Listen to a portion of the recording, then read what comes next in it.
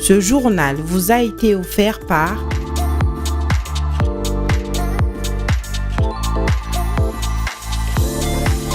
Biocar. Biocar, votre confort, notre priorité.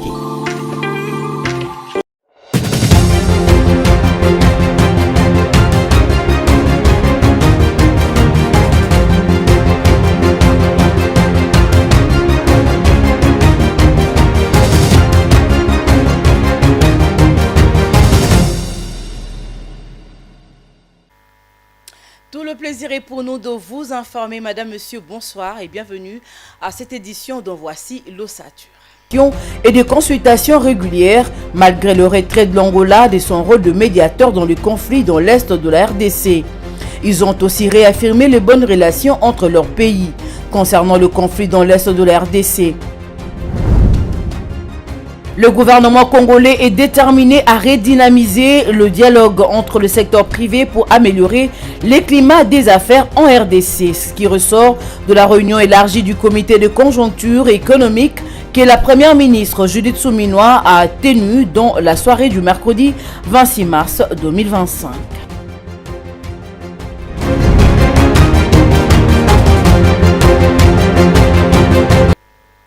Une fois de plus, bienvenue dans ce journal. Je l'ai annoncé dans le titre, le président congolais Félix Tshisekedi a été reçu le mercredi 26 mars 2025 à Luanda, la capitale angolaise, par son homologue angolais Joao Lourenço. Moins de 2 semaines après l'annonce par l'Angola de son retrait du rôle de médiateur dans la crise opposant la République démocratique du Congo au Rwanda. Cette rencontre bilatérale intervient également dans un contexte diplomatique sensible marqué par la reprise directe du dialogue entre Félix Tshisekedi et Paul Kagame lors d'une réunion tenue récemment à Doha, au Qatar.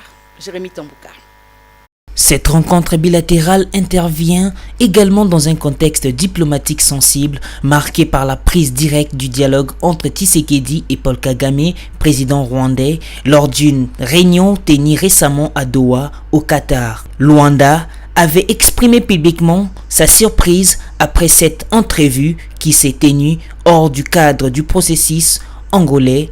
Une précédente tentative de rencontre entre les deux chefs d'État prévue en décembre 2024 dans la capitale angolaise avait échoué en raison de l'absence du président rwandais Kigali, conditionnait alors sa participation à un dialogue direct entre Kinshasa et les groupes rebelles AFC M23. C'est que la RDC refusait. Le 18 mars dernier, Kinshasa avait accepté de rencontrer l'AFC M23 dans le cadre du processus de Luanda, mais cette fois, ce sont les rebelles qui ont refusé de participer, dénonçant les sanctions européennes ciblant certains de leurs responsables. Ces deux échecs successifs ont conduit l'Angola à mettre fin à sa médiation. Dans un contexte régional de plus en plus tendu, Luanda a annoncé vouloir se recentrer sur le prioritaire de l'Union africaine, dont Joao Lourenço assure actuellement la présidence tournante. Lundi, le chef d'État de la SADC et de l'EAC ont décidé de fusionner le processus de Luanda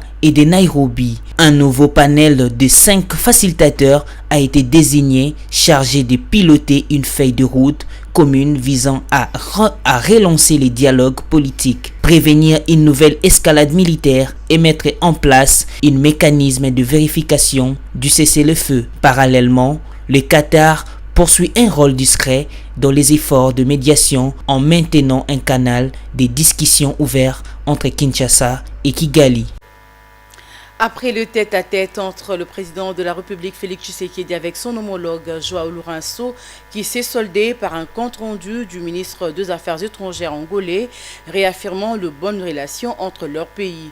Patrick Mouyaya, ministre de la Communication et des Médias, lors d'un briefing presse, revenu sur la rencontre de Doha au Qatar et celle de Luanda. Il est question de l'ouverture du chef de l'État et à ses initiatives dans la conquête de la paix en RDC.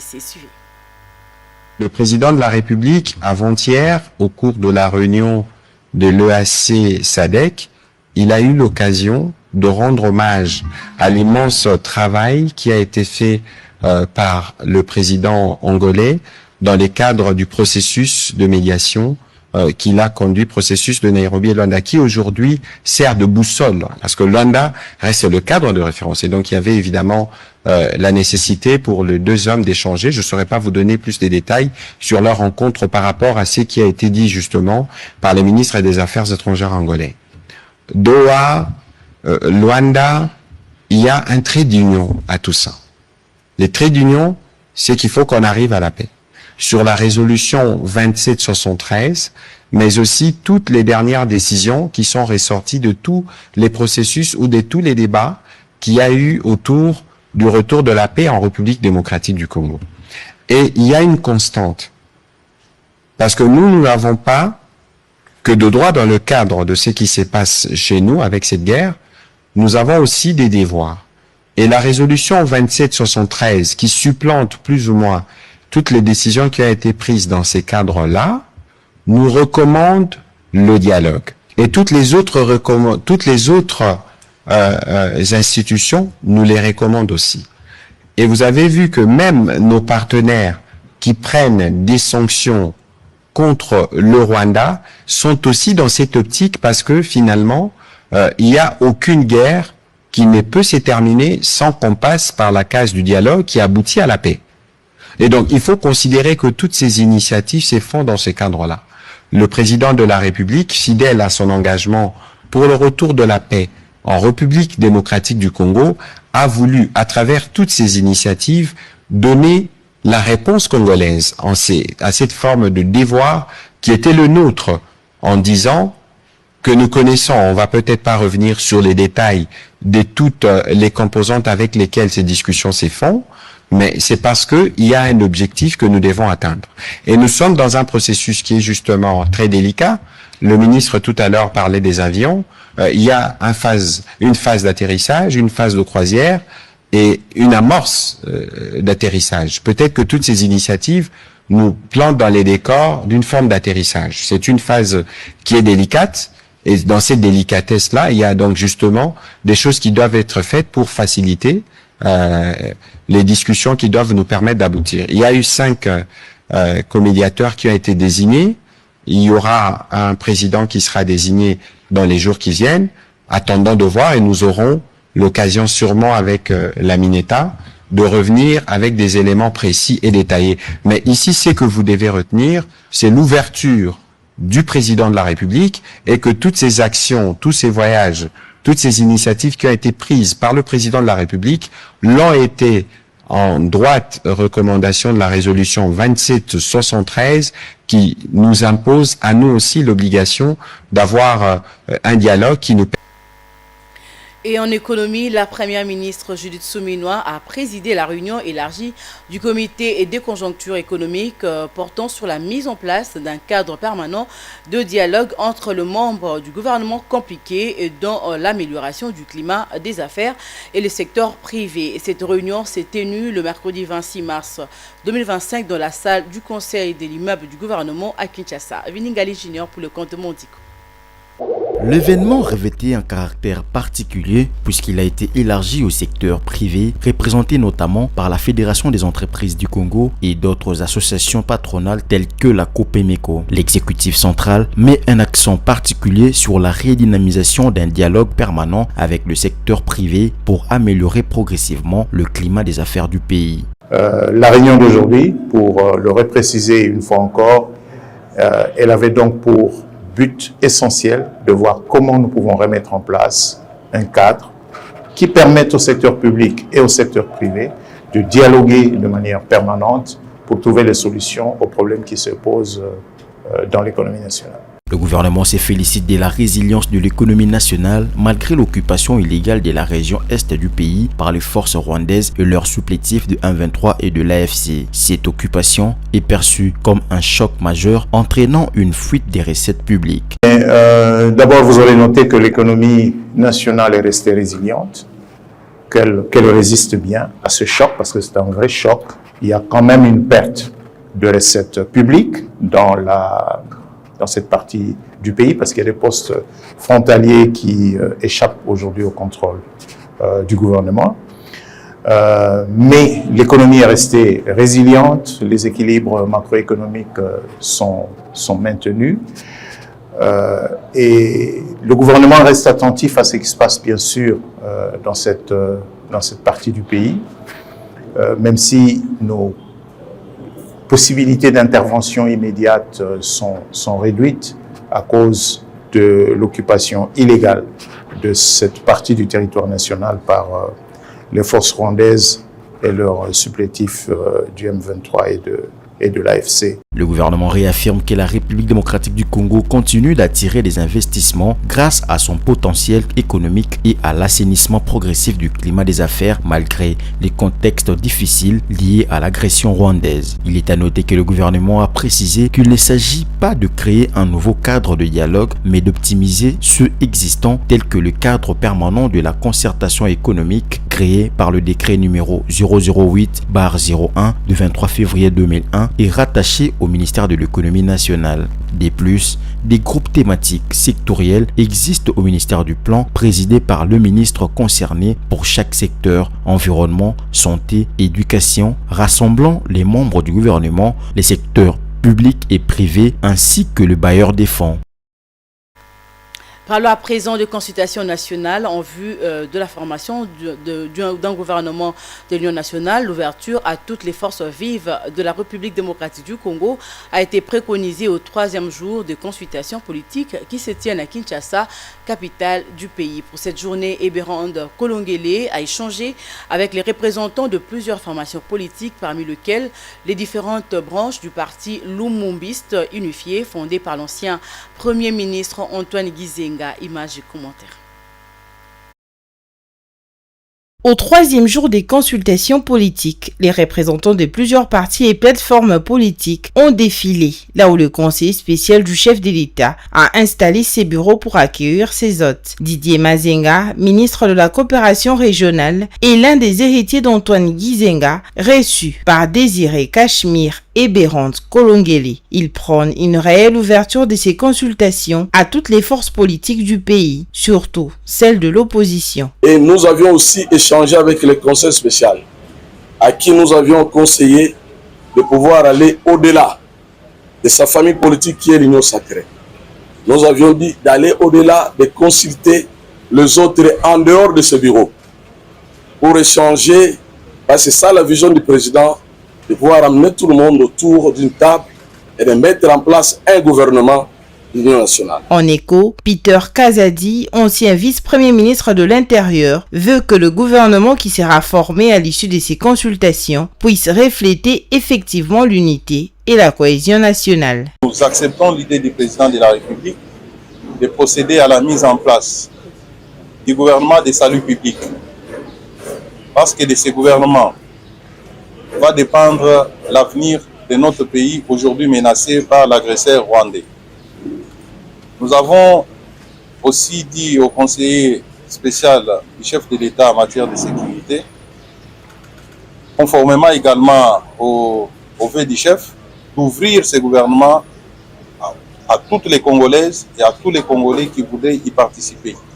Qu'ils soient de la classe politique, de l'opposition, de la société civile, les portes sont grandement ouvertes et nous avons appuyé cette idée parce qu'il est question pour nous aujourd'hui de nous serrer les mains afin de bouter l'ennemi qui fait du mal à notre pays. Pour le professeur Willy Makiashi, il faut en priorité déceler les causes qui ont brisé la cohésion nationale avant de former un gouvernement censé unir les Congolais. Comme le président de la République est à l'écoute de la République cette fois-là, et donc qu'est-ce qui a blessé la République, qu'est-ce qui a blessé la société? Ce sont ces antivaleurs-là. Il faut tenir compte quels sont les acteurs à même de contribuer à l'avènement de cette paix, de cette sécurité, lesquels sont à même de contribuer au développement socio-économique du pays pour le mieux-être des Congolais, autant de préoccupations. Dans l'esprit de cette ouverture, les Congolais et Congolaises, membres de l'opposition politique et de la société civile, sont attendus chez les conseillers spéciaux du chef de l'État en matière de sécurité.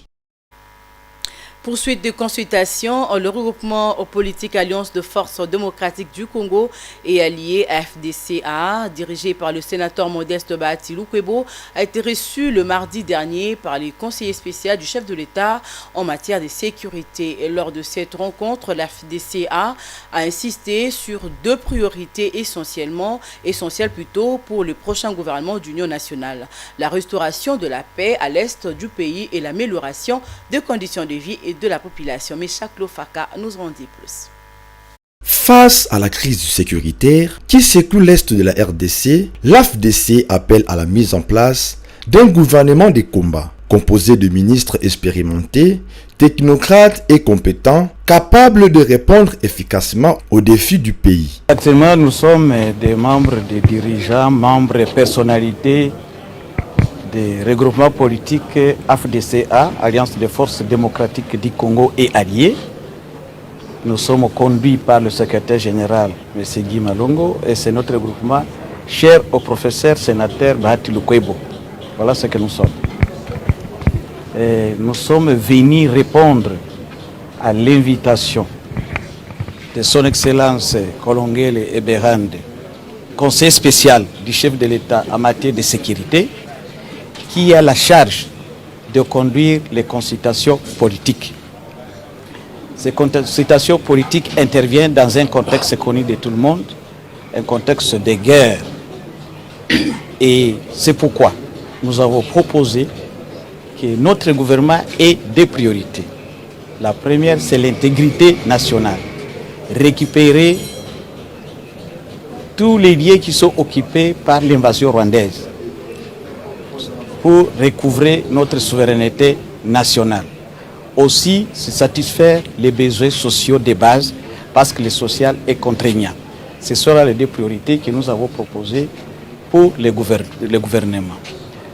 S'agissant de la politique générale, nous avons bien indiqué que nous sommes derrière les chefs de l'État pour tous les moyens qu'il va utiliser, toutes les voies possibles, tous les subterfuges pour que nous puissions recouvrer l'intégrité nationale, qui est la paix dans notre pays, parce que c'est ce qui est recherché par tout le monde. S'agissant de la taille du gouvernement, nous avons laissé ça à nos responsables et aux chefs de l'État, mais pour cette cause aussi, nous avons voulu que nous ayons des ministres, des membres des animateurs du gouvernement, qui ont les compétences cognitives, techniques et relationnelles avérées, pour que réellement ils puissent s'occuper de ce gouvernement que nous avons qualifié pour nous AFDC, gouvernement de combat et non d'union nationale. Parce que nous sommes là pour combattre l'ennemi et recouvrer la paix dans notre pays. L'AFDC a insisté également sur le choix des ministres, soulignant la nécessité de nommer des personnalités ayant des compétences cognitives, techniques et relationnelles avérées afin d'assurer une gestion efficace du pays dans cette période critique. Dans un autre chapitre, le ministère du Genre, Famille et Enfants a lancé la journée de mobilisation nationale sur la masculinité positive sous le thème « Masculinité positive pour la participation politique de femmes par les actes et non par les paroles ». L'événement s'est tenu dans la salle de la MONUSCO à l'UTEX Africa, dans la commune de la Gombe à Kinshasa, réunissant divers acteurs politiques et institutionnels engagés dans la promotion de l'égalité de sexe en RDC. Mais Chak Lofaka, une fois de plus. Cette conférence inaugurale a réuni des magistrats et des scientifiques au Fleuve Congo Hotel. Parmi les intervenants, figuraient des hauts magistrats congolais ainsi que l'ambassadeur de Suisse en RDC, Jasper Saroti. Dans son allocution, Dieudonné Kamuleta, président de la Cour constitutionnelle et du Conseil supérieur de la magistrature, a insisté sur le rôle essentiel de la Cour en tant que garante des droits et libertés fondamentaux de la séparation de pouvoir de la justice électorale en RDC. Il a illustré des propos par plusieurs décisions jurisprudentielles rendues par la Cour. De son côté, le juge François Bakona a développé une réflexion sur les liens entre la démocratie et l'état des droits. Selon lui, l'état des droits constitue le fondement de la démocratie et non l'inverse. Une approche qui met en lumière l'importance des institutions juridiques solides pour garantir un système démocratique fonctionnel. Cette conférence débat n'est que premier volet d'un cycle plus large visant à approfondir la réflexion sur les enjeux du droit constitutionnel en RDC. Et puis une campagne pour la mobilisation de recettes à travers le paiement de taxes et impôts a été lancée le mercredi 26 mars 2025 dans la ville de Mbuji-Mayi, chef-lieu de la province du Kasaï-Oriental, au centre de la République démocratique du Congo. C'est le gouverneur de province Jean-Paul Mbouébois qui a donné le go de cette campagne sur le civisme fiscal dans la salle de banquet de Club MIBA. Plusieurs opérateurs économiques et personnalités de la ville de Mbuji-Mayi ont été conviés à cette cérémonie. Lors de son allocution, le gouverneur de province a expliqué le bien fondé de cette activité. On écoute son propos. Cette campagne vise à informer et éduquer sur les obligations fiscales, y compris les déclarations fiscales et le paiement des droits dus. Rapprocher l'administration fiscale des contribuables en favorisant un dialogue basé sur la transparence et la confiance. Simplifier les processus fiscaux pour encourager une meilleure conformité. Rappeler que chaque franc collecté, utilisé de manière responsable, est un investissement dans notre avenir commun. De notre côté, en tant qu'administration, nous prenons l'engagement de gérer vos contributions avec intégrité et efficacité. Payer ces impôts et droits n'est pas seulement un devoir, mais c'est un levier pour transformer notre société, pour construire des écoles, des hôpitaux, des routes et pour offrir un avenir meilleur à nos enfants. À ces mots, je déclare lancer la campagne de sensibilisation fiscale et invite chacun de nous à répondre à ses obligations fiscales dans l'intérêt supérieur. Et c'est la fin de cette édition du journal, mais avant de nous quitter, place au rappel des titres. Des consultations régulières, malgré le retrait de l'Angola de son rôle de médiateur dans le conflit dans l'est de la RDC. Ils ont aussi réaffirmé les bonnes relations entre leurs pays concernant le conflit dans l'est de la RDC. Le gouvernement congolais est déterminé à redynamiser le dialogue entre le secteur privé pour améliorer les climats des affaires en RDC, ce qui ressort de la réunion élargie du comité de conjoncture économique que la première ministre Judith Suminwa a tenue dans la soirée du mercredi 26 mars 2025.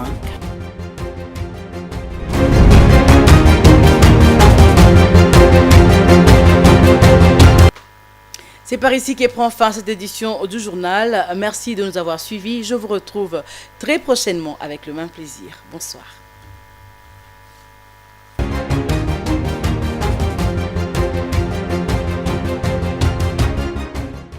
Ce journal vous a été offert par